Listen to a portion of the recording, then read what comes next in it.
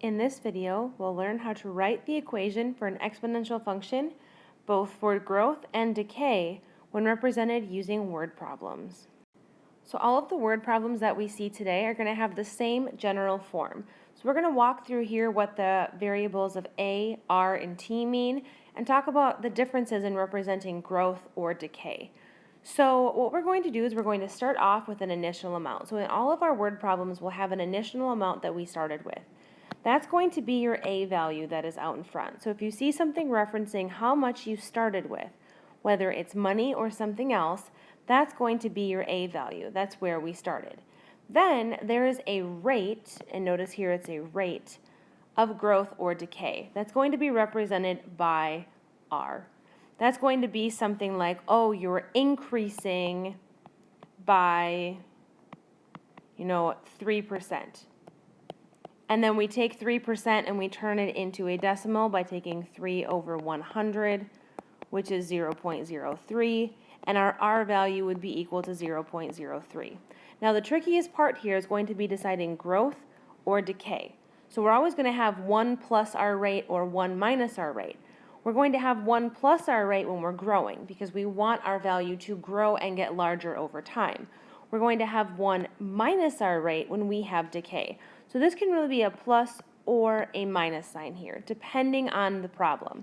Because if we had something like decay, we would have it, say we were decreasing by 2%, we would take 2 divided by 100, we would get 0.02 as our rate instead, and then we would want to subtract that here because we would want to have a rate that got smaller over time. So you're going to be able to see that if you have a value here that's 1 plus something, that's going to be bigger than 1, that's going to grow over time. If you have 1 minus something, it's going to be smaller than 1, and it's going to decay over time. The final detail we're going to get in the word problems today is we're going to have a number of time periods. That's going to be represented by t. You can think about this as it's very similar to our x value. It is our x value, it's just the independent variable here, just representing time. And this is going to be how many time periods have gone by. So it'll say, how many months or how many years or whatnot. So that's kind of the model we're going to use for all of the word problems that we see today. So let's jump in and start with an example. So here it says you deposit $200 into a savings account. Right off the bat, because we're doing that at the beginning of time, that's our initial value. So we knew that we had y equals a times 1. This is, remember, going to be a plus or a minus depending on what we're doing, but it's 1 plus or 1 minus our r value in parentheses to the power of t. This $200 is our a value. That's how much we are starting with. So we already have the beginning of our equation. Y equals, our starting value is 200. And then we have to fill in the rest of these pieces. So we have 1, then it says it's going into a savings account that earns. Earns means that this is growth. It means it's going to get bigger. So we're going to have 1 plus here, and it says 3% interest yearly. So in order to get our R value, we need to use this 3%, and we need to convert it into a decimal. So we have 3%, and we convert it into a decimal by taking 3 divided by 100, and that gives us 0.03. So we're going to have 1 plus 0.03. Then from here, we currently don't know the number of time periods that have gone by, so we're just going to use t. Now, what we can do is we can simplify this just a little bit. Now, this equation is fine, but a better way to write this is to simplify this piece right here. 1 plus 0.03 becomes 1.03. So we're going to rewrite this equation as y equals 200 times 1.03 to the power of t. So this is our general equation that's going to help us calculate how much money we have after a certain number of time periods. Notice that this value that has the exponent of t here, this 1.03, is larger than 1, which is why we have a growth situation, because it's growing over time. Now, our last question here says to find the balance after 7 years. So this is going to be our t value because there are 7 time periods that have gone by. The interest is being earned yearly, so 7 years makes sense. So our last step here is to substitute 7 in for t. So we have y equals 200 times 1.03 to the power of 7. So if we take our calculators and punch that in, 200 times 1.03 to the power of 7 tells me that I will have, rounded to 2 decimal places because that's how money works, approximately $245.97 if I leave my money in this particular account for 7 years and don't touch it, and it's growing 3%. So let's start another example here. This one says we purchased a cell phone for $250. Right off the bat, I know that that is my A value because it's my starting value. So remember, our equation is y equals A times 1 plus r to the power of t.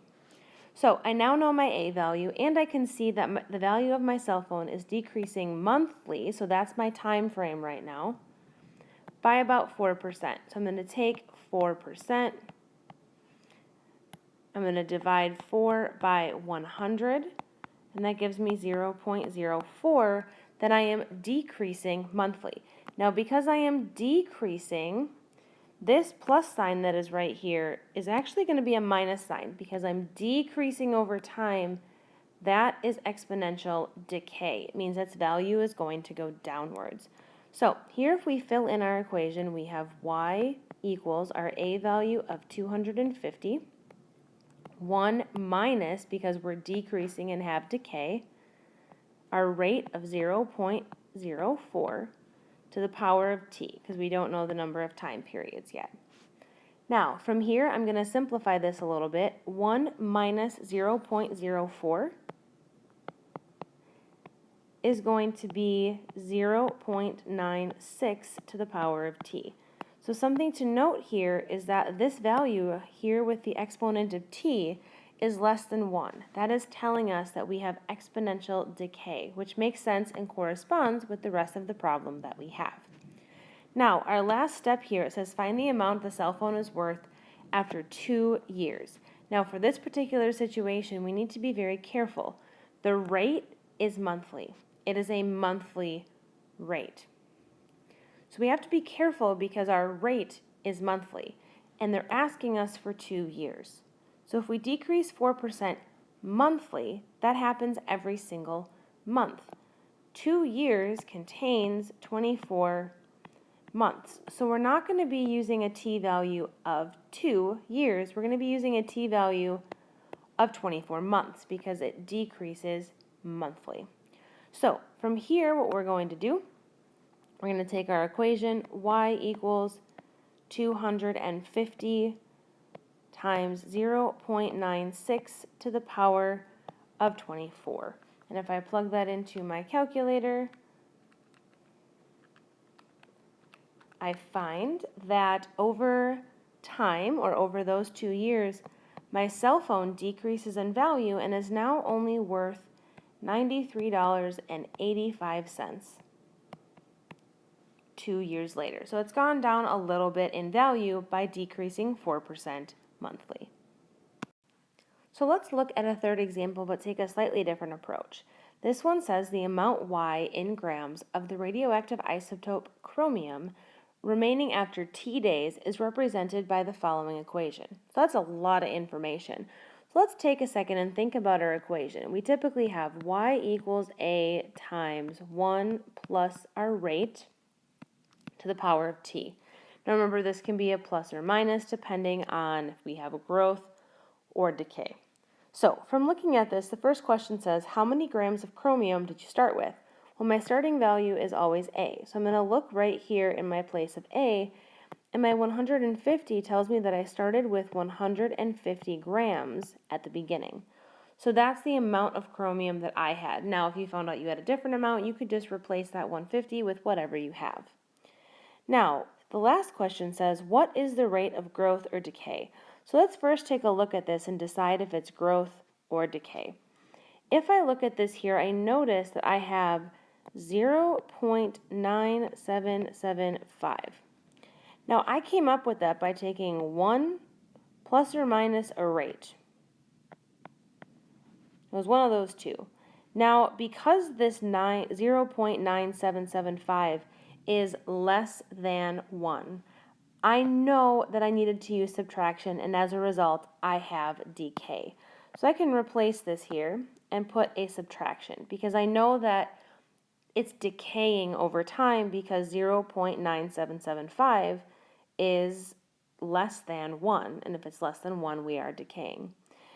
Now this question asks more than just decay. It asks what the rate was.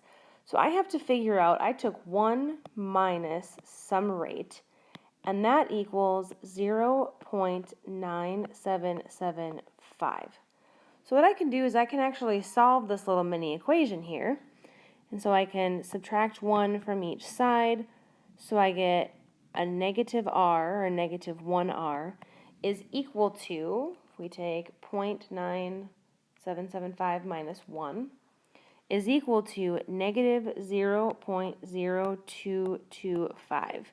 Then divide by negative 1, and we get our rate is equal to 0.0225.